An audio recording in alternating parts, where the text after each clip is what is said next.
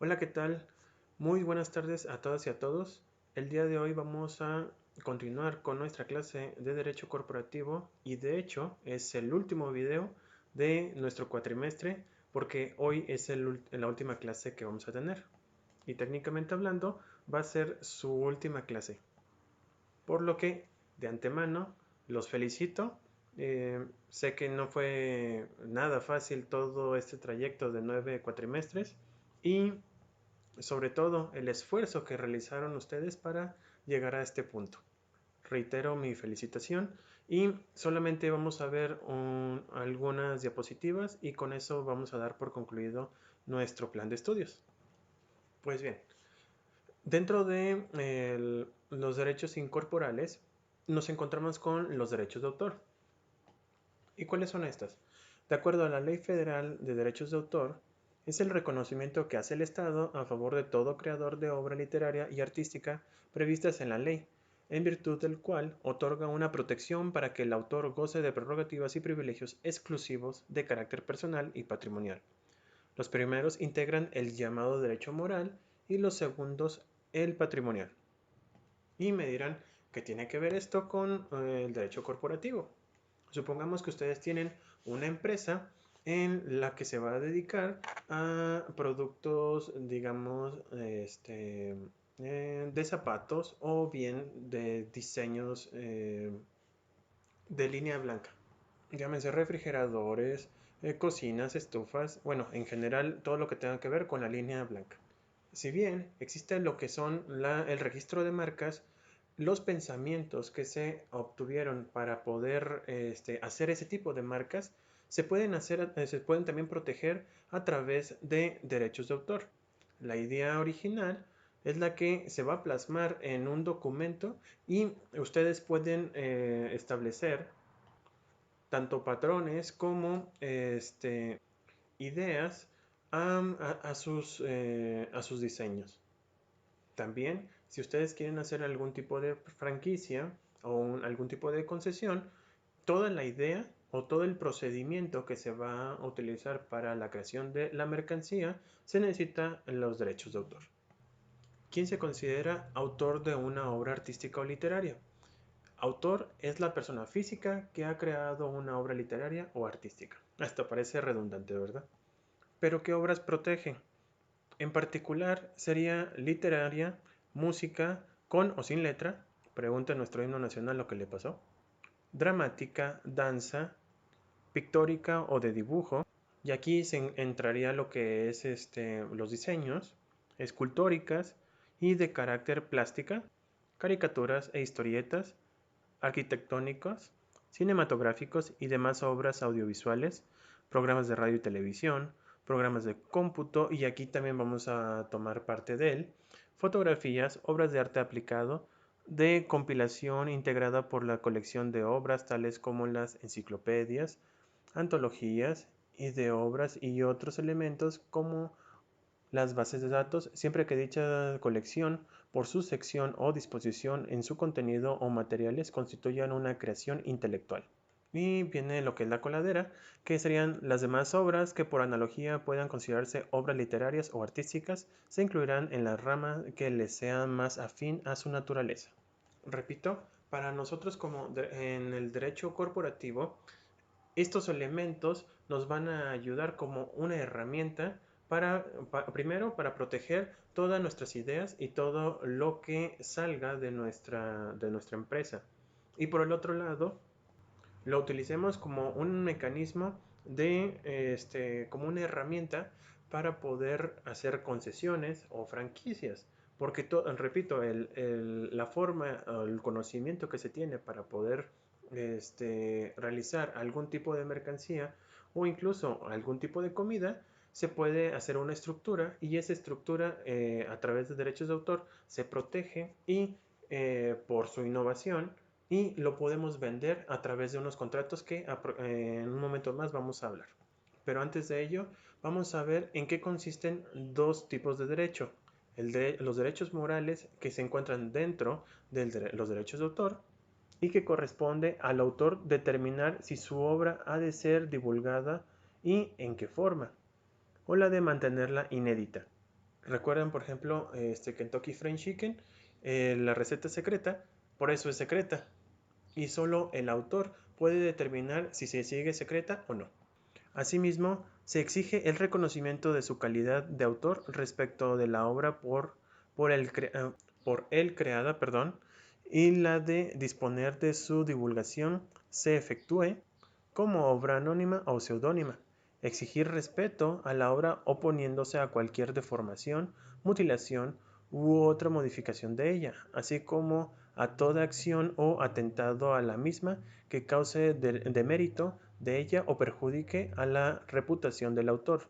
Modificar su obra, retirar su obra del comercio y oponerse a que se le distribuya al autor una obra que no es de su creación. Este derecho se considera como unido al autor y es inalienable, imprescriptible, irrenunciable e inembargable.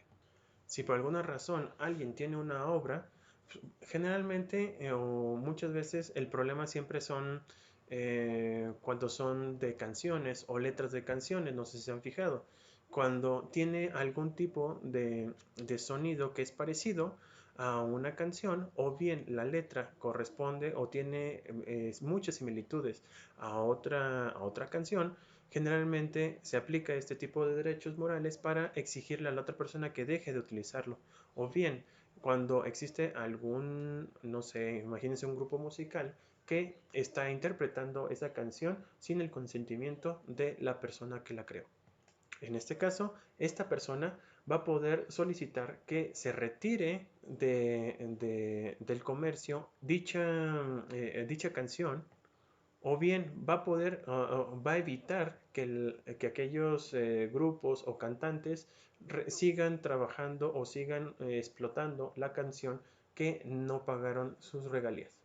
De igual forma, en materia de derecho corporativo, en su empresa, ustedes si tienen algún diseño que están utilizando y que alguna otra empresa la está utilizando de manera indebida, ustedes tienen la posibilidad de solicitarle primero el retiro de dicha mercancía y también el cobrar algún tipo de daño o perjuicio. Por otro lado, se encuentran los derechos patrimoniales. En virtud del derecho patrimonial, corresponde al autor el derecho de explotar de manera exclusiva sus obras o de autorizar a otros su explotación en cualquier forma dentro de los límites que establece la Ley Federal de Derechos de Autor y sin menoscabo de la titularidad de los derechos morales. Aquí, quien es el dueño, aquí permitirá que otras personas utilicen sus obras para la explotación comercial. Y repito, muchas veces lo utilizamos, por ejemplo, para la música. Hay gente que es muy buena en escribiendo canciones y la podemos encontrar en varios lugares aquí en México, pero la verdad es que no son buenos cantantes. Entonces lo que se hace, pues el autor de ciertas canciones, se las presentan a cantantes y ellos los van a poder interpretar a cambio obviamente de las regalías para el autor, y esta otra persona se estará beneficiando porque está utilizando esa canción y con ella se puede hacer más famosa o se puede empezar a ser famosa dependiendo de el, el camino que lleve recorrido, ¿verdad? ¿Cuál es la vigencia de los derechos patrimoniales? La vida del autor y a partir de su muerte tiene 100 años más. Cuando la obra pertenezca a varios coautores, los 100 años se contarán a partir de la muerte del último y 100 años después de divulgadas las obras.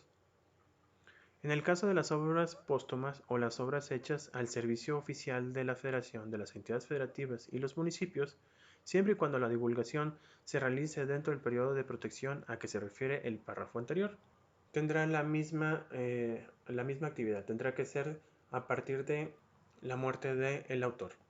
Y una vez pasado ese término, la obra pasará a dominio público. Aquí es importante señalar que los programas informáticos es una obra literaria, aunque suene extraño, pero los comandos y la forma en que se realiza la estructura de ese programa informático se puede redactar a través de un libro, como una especie de manual, y eso se puede utilizar como una obra que se puede proteger de forma de derechos de autor. Y por lo tanto va a ser protegida por estas a través de la Ley Federal de Derechos de Autor. Y estas obras se pueden transferir a través de contratos. Y encontramos algunos en particular. El primero de ellos es la transferencia tecnológica, que es un contrato y por lo tanto es un acto jurídico con contenido negocial que se estructura una novedosa figura que logra acoplarse exitosamente a las dinámicas de los mercados y la sociedad del conocimiento, con el fin que entre estas puedan acceder a capacidades tecnológicas con las que terceros cuentan. Es, por ende, un contrato que propugna por la reducción de las brechas de conocimiento y tecnología que puedan existir entre las partes, fomentándose con ello la inversión pública y privada, la inyección de fondos y la generación de recursos. ¿Y qué significa todo esto? Que al abordar este contrato, desde sus elementos, es necesario remitirse a las partes y el objeto y la remuneración. Sobre el primero, dado la naturaleza del contrato de transferencia tecnológica, se necesitan como mínimo dos partes, obviamente, debiendo cada uno asumir sus obligaciones. Por una parte, el transmisor es aquella persona natural o jurídica que posee la tecnología y que tiene la capacidad jurídica para transferir a cambio del pago de un precio o regalías. El receptor, que es la persona natural o jurídica que recibe la tecnología transferida y que se compromete a pagar unas regalías en una suma o por instalamientos, de acuerdo a lo pactado. Si ustedes tienen alguna computadora, pues van a tener, generalmente, se paga en las computadoras lo que son los antivirus. Ustedes pagan una licencia y esa licencia lo que va a hacer es de que le va a permitir que toda la totalidad del programa sea instalado en su computadora y lo protejan.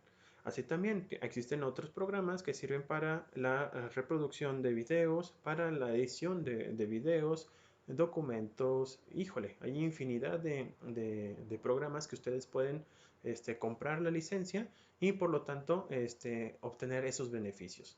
Si se fijan, no cualquiera puede utilizar esos documentos o en este caso estos software y las personas que hacen estos contratos lo hicieron protegiéndose a través de derechos de autor. Repito, es importante que cuando ustedes tengan alguna empresa y tengan alguna idea novedosa, lo primero que tengan que hacer es registrar esa idea. Porque una vez que ya la tienen registrada y nadie más la ha registrado con antelación, es muy probable que ustedes puedan obtener algún tipo de beneficio. Digo, ¿quién iba a pensar de que estos software al final de cuentas iban a ser incluso las personas más ricas del mundo? Windows con Bill Gates, Mark Zuckerberg, Larry Page y Sergey Brin, que son los dueños ahí nomás de Google, ¿verdad? Bueno, dentro de las transferencias tecnológicas existe el contrato de concesión mercantil, que también suele denominarse como venta en exclusiva o de distribución en exclusiva, que es aquel acuerdo por el que un empresario o concesionario se compromete a adquirir en determinadas condiciones productos, normalmente de marca, o a otro, que se le llama concedente, y a revenderlo en una zona geográfica determinada bajo su supervisión. No sé si se acuerden, a principios de año, de hecho, bueno, a finales del año pasado y principios de hubo un problema muy grande entre Estados Unidos y China por los productos Huawei. No sé si se acuerden. Resulta de ser que el software que utilizaba Huawei era a través de Android y que su buscador principal era Google. Aquí hubo un contrato de concesión de mercancía, es decir, las licencias de cada uno de los productos ya tenían Android y pues con esta situación lo que decía Huawei era hacer su propio sistema operativo y por lo tanto quitárselo a sus productos. Repito, el contrato que se tenía era una concesión de mercancía, en este caso de las licencias del software. Y recuerden que esto fue un problemón en aquel momento. También hay otro que es el contrato de asistencia técnica. Y esta se parece muchísimo a la abogacía. Bueno, este contrato de asistencia técnica es aquel en el que el contratista, a cambio de un precio, pone a disposición del comitente la preparación técnica que él mismo o el personal de su organización posee para lograr la puesta en funcionamiento de maquinarias, instalaciones, etc., o para obtener algún producto que requieren los conocimientos o experiencia de que carece el comitente. En algunas empresas a lo mejor ponen algún tipo de maquinaria, pero tienen que capacitar a todo su personal para poder operar este tipo de maquinaria. ¿Qué es lo que hacen? Se hace un contrato de asistencia técnica para que ya sean los propios dueños de la tecnología vayan al lugar y asistan y apoyen a estas personas para que echen a andar la maquinaria.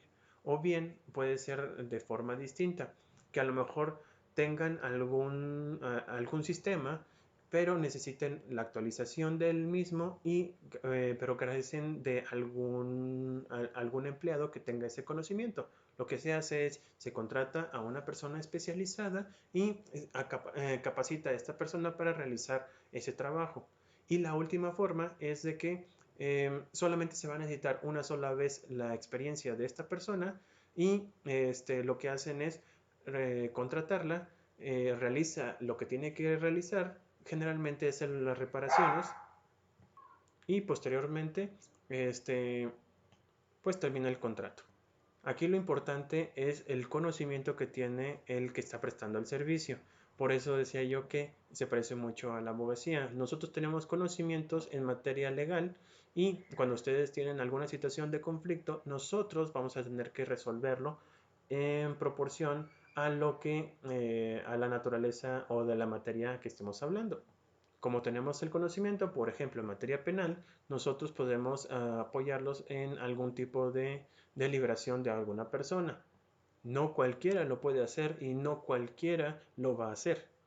Así también, respecto a asistencia técnica, no cualquiera puede apoyarlos en la construcción o echar a andar alguna maquinaria.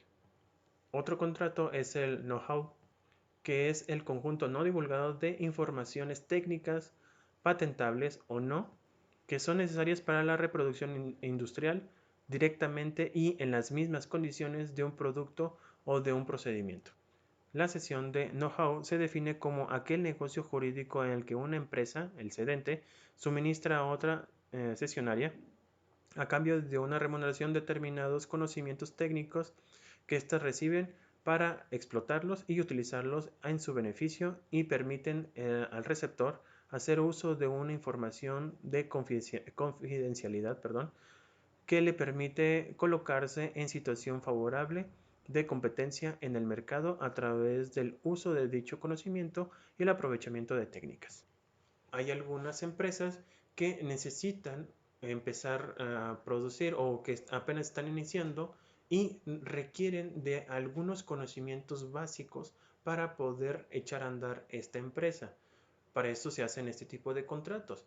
¿Qué es lo que va a pasar? Que existen algunas empresas o algunas instituciones que se encargan de echar a andar o son como incubadoras empresariales que van a permitir que estas nuevas empresas empiecen a producir o empiecen a estar en competencia en el mercado utilizando técnicas empresariales o comerciales que les van a beneficiar y que son exclusivas de este tipo de empresas. Ya tienen el cómo hacerle, por eso el término, para echar a andar esta empresa. Hay algunos corporativos que son especializados en determinados comercios, en determinadas materias y que por sus servicios los van a apoyar y los van a hacer que, repito, echen a andar esa empresa. Así ustedes también, cuando se encuentren en una situación en donde su empresa ya esté muy estable y que tengan la posibilidad de que esos conocimientos salgan de la empresa, ustedes lo pueden vender. Para eso necesitaríamos, repito, los derechos de autor. Por eso es muy importante estos. Por último, vamos a ver algo que también ya vimos en clases pasadas, que es el contrato de franquicia. No voy a andar mucho porque ya lo vimos a principio de los contratos de comercio. En una de las partes, llamado franquiciador, otorga a la otra, el franquiciado, a cambio de una remuneración, el derecho a desarrollar una actividad comercial, actividad de franquicia, en el ámbito de la red de franquicias del franquiciador. Hasta parece trabalenguas. Para la venta de determinados productos en el nombre y por cuenta del franquiciado, y en el que el franquiciado tiene el derecho y la obligación de utilizar el nombre comercial y la marca del franquiciador, así como otros derechos de propiedad intelectual, el know-how y el método empresarial. Aquí prácticamente lo que hacen es de que le entregan todo a quien es el franquiciado, todos los conocimientos, todo el material y todo lo que requiere para que, por ejemplo, en McDonald's, la hamburguesa que te estás comiendo aquí tiene las mismas calidades y el mismo sabor que en China o en Europa. ¿Va? Y cuando ustedes tengan su propia empresa, así lo van a aplicar. Cuando tengan todos esos conocimientos, pueden hacer incluso sus franquicias. Ya con eso van a tener un ingreso pasivo, incluso capaz de que a lo mejor ya se olvidan de esas preocupaciones de dinero. Pero para eso tenemos que tener una empresa que se pueda hacer franquicia. Bueno, hasta aquí va a ser todo por nuestra clase del día de hoy y por ende todo por este cuatrimestre. De nueva cuenta, muchísimas gracias por su atención y los felicito muchísimo.